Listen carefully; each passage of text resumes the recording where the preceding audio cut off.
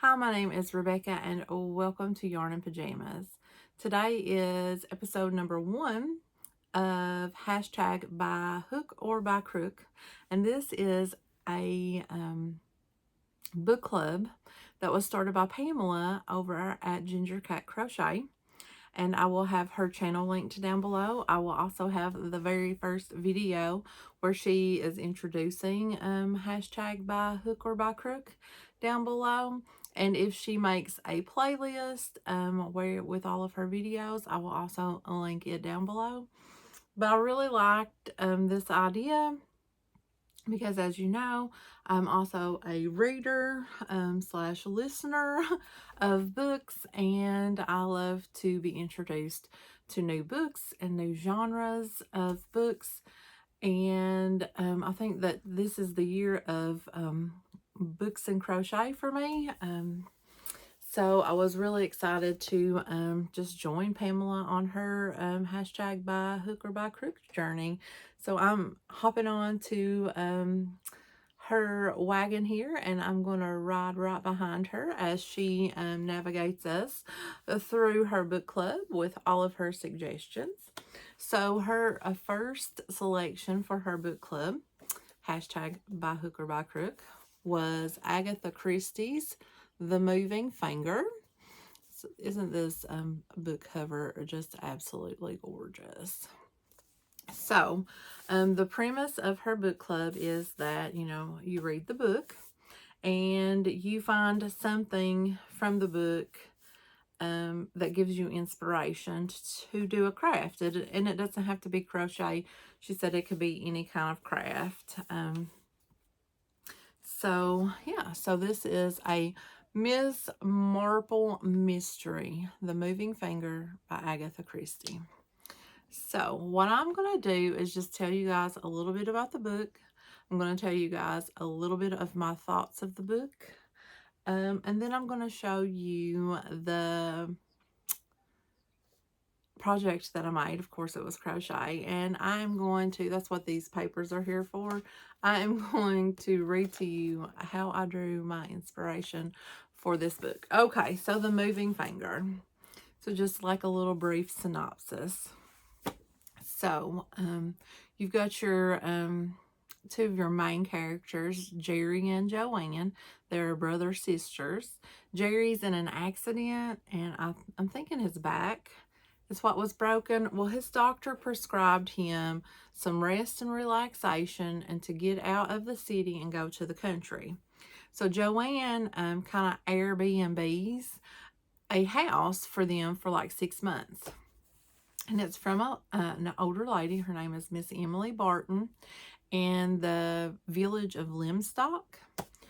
So Jerry and Joanne, they go to Limstock, and of course, once they're there, they're like the new people in town. So everybody kind of wants to meet them. And after a couple days, Jerry gets a letter in the mail that is like very vile, and it insinuates that Joanne is not his sister, but his like lover type deal. And I can't remember what kind of letter they call it, but it's like a poison letter or something like that. And so Jerry starts to inquire about these poison pen letters everywhere that he goes, to all of the people he meets. And that is the mystery of who is sending out these letters. Okay, so my thoughts on the book. I really enjoyed it. The mystery was very good. Like the person that I had picked, that was the author of the letters, completely way off base. So I didn't get that right. The characters, really liked Jerry's character. I really liked Joanne. The only downside about these characters in the book is there are a ton of people. Like you meet like the doctor, his sister. You meet like all of the house staff. the solicitors and their wives and their secretaries and their children. There's a lot of people in this book. And so that was one of the things. By the end of the book, I was okay, but in the beginning, kept getting lost with like who was who, and like this was so and so's sister. No, this is. But by the end, I had everybody straight, and it was great. So one thing, as I kept reading the book, I was like, I thought this was like a Miss Marple mystery, Miss Marple, like, but there was no Miss Marple anywhere. Like, she comes in like at the last like 50 pages of the book or something. So like she's hardly in it. Like, she gets credited for solving this mystery, but I really don't think Miss Marple had like a whole lot to do with it, in my opinion. Like, she figures it out, but like she comes in at the last hour and it's just like, bam, I know who it is. Bam, bam, bam. So this was my first ever Agatha Christie book, and obviously my first Miss Marple, but I kept thinking that maybe she had like more to do with it than what she did. But nonetheless, it didn't take anything away from the book. Like I said, really enjoyed it. The ending was satisfying. It's like a cozy mystery, I guess is what you would describe it as. Yeah, so I really, really enjoyed it. Now, for my inspiration, not only is this book got a really good mystery, but it has some very funny parts. And one of the parts that I just found hilarious, and I don't know why, but I'm going to read you guys my inspiration here. So, and this is not a spoiler. It doesn't give anything away. It's just like some rando thing that happens in the book. So Jerry has been, they've been in the town for just a little bit, and he's going to go out on an excursion. He's going to walk into town with his, I'm going to assume, crutches. He says, I shall call in at the baker's and complain about the currant loaf, and I shall return the book that we borrowed. I have to go to the bank as well. Let me away, woman. The morning is all too short. So he's talking to Joanne, so he's telling her of the errands that he has to go run. And the very last section is, I went into the baker's and said my piece about the currant loaf. It was received with exclamation that was proper to the occasion, and a new currant loaf was thrust upon me in replacement, fresh from the oven this minute, as its indecent heat pressed against my chest proclaimed to be no less than the truth. So I was like, what is a currant loaf? So of course I had to look it up, because I was thinking raisin bread, because in my mind I thought currants were raisins, but they're not. They're actually something totally, different. They're in that family, but it's not just a grape, shriveled up raisin. It is an actual like fruit, I guess. So I made, for all of you guys to see, a currant gnome. This is my version of a currant.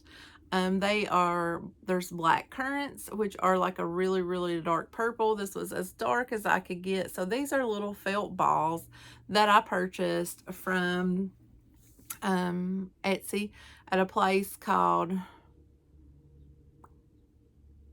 it's like Grace and Evie, maybe. I will pop their name up here, and I'll also have links down below. But this is a gnome by, I think, Pam Gnomes now, but it's the grape gnome, and I did all of the, except for the grapes, and I just made some strings of currants and placed them on the hat, and this is what I done. I used a 2.5 millimeter hook. I used Shapier's Katona in lavender and deep violet. I gave her some braids. I glued on some little currants down here. Everything is, and this color is shell. This color is emerald, and this color is root beer. It's all Shapier's Katona. I strung the little currants on the emerald, and I wanted them to be very flowy. So there we go. That is my inspiration from Miss Marple's The Moving Finger. So, did you guys join in and read the book selection for the first half of the year? Did you guys read The Moving Finger? I also did get on to Amazon to try to see if it was a movie or anything like that. I did find a TV show. I did try to watch it, and I was only got into it maybe 30 minutes at the most. And I quit watching it because, one, it had Miss Marple in it from the beginning. I'm like, that's not even true or accurate.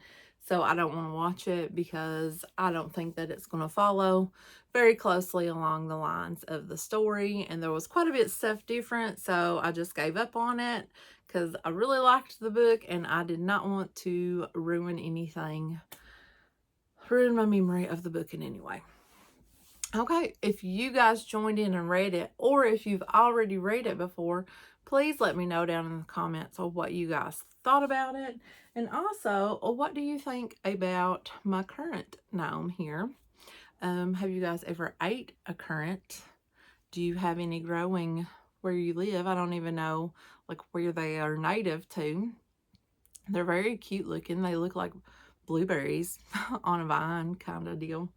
But yes, so let me know down below what your thoughts on The Moving Finger are. I am excited to see Pamela's new selection. I have not seen the new selection yet, so I'm excited to see what the next selection is going to be because I will be joining in again, and I will see you guys in a couple months for episode number 2 of hashtag by hook or by crook. Bye.